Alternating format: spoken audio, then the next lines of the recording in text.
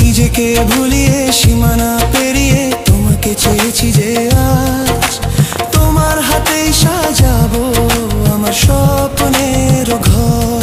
আমি তোমার প্রেমে পড়ে দুনিয়া ভুলে গেছি।